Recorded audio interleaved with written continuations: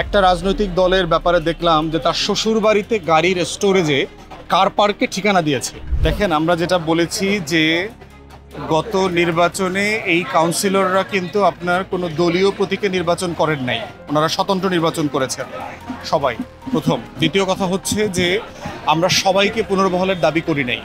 আমরা বলেছি যে এই ৫৬০০-৫৭০০ কাউন্সিলরের মধ্যে যারা যারা ফ্যাসিবাদ বিরোধী আন্দোলনে সক্রিয় ছিল, ধরেন বিএনপি রাজনীতি করেছে, জামাতের রাজনীতি করেছে, স্বতন্ত্র নির্বাচন করেছে, তাদেরকে যাচাই বাছাই সাপেক্ষে পুনর্বহাল অথবা প্রশাসক হিসাবে দায়িত্ব দেয়া যেতে পারে।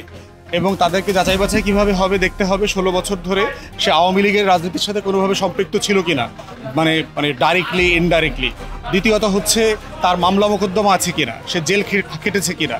তো এইটার মাধ্যমে একটা যাচাই বাছাই প্রক্রিয়া করে নীতিমালা করে তারা এই কাউন্সিলর অ্যাসোসিয়েশনই আপনার ১৭০০ কাউন্সিলরদের একটা তালিকা তারা নিজেরা করেছে, যারা বিএনপি রাজনীতি করতো, জামাতের রাজনীতি করতো, স্বতন্ত্র করতো, যারা আওয়ামী লীগের রাজনীতি করতেন না, এবং তারা মামলা খেয়েছেন, বিভিন্ন সময় নির্যাতিত হয়েছেন, ডিবি অফিসে ছিলেন। তাহলে আমরা যেহেতু স্থানীয় নির্বাচন ইমিডিয়েটলি দিতে পারছি না, এর বিকল্প সমাধানটা কি? ওই সমাধানের অংশ হিসাবে আমরা বলেছি যে আপাতত এই ১৭০০-১৮০০ ফ্যাসিবাদ বিরোধী আন্দোলনের সক্রিয় কাউন্সিলরদেরকে প্রশাসক হিসাবে দায়িত্ব দেওয়া হোক। বাকিদের ব্যাপারে যেটা হতে পারে, বিভিন্ন এলাকাতে আমরা প্রশাসনিক টিম করে দিতে পারি।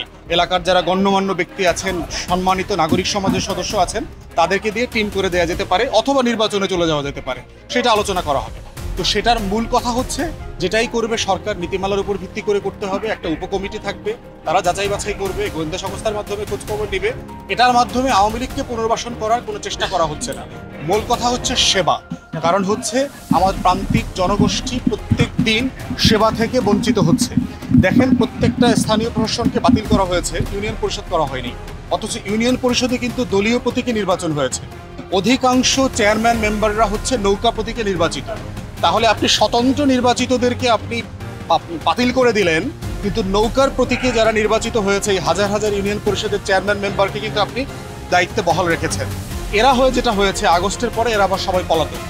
তাহলে হচ্ছে সরকার যেই কারণে নির্বাচন বাতিল করলো, ঠিক তার উল্টা ঘটনাগুলো ঘটেছে।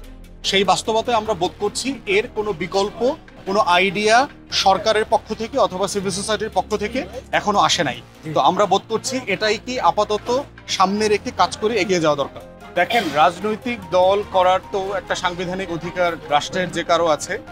বাংলাদেশে যে কোনো ব্যক্তি দল যদি দল করতে চায়, নতুন করে প্রতিষ্ঠান করতে চায়, তার করবার একটা সাংবিধানিক অধিকার আছে। প্রশ্ন হচ্ছে যে নির্বাচন কমিশন যখন নিবন্ধন দেবে, তখন তাদেরকে যাচাই বাছাই করে দেখতে হবে যে তার আসলে দল আকারে যে বৈশিষ্ট্যগুলো থাকার কথা সেগুলো আছে কিনা।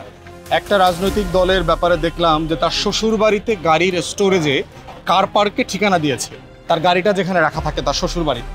এখন শ্বশুর বাড়ির কার পার্ক দিয়ে তো রাজনৈতিক দল হবে না।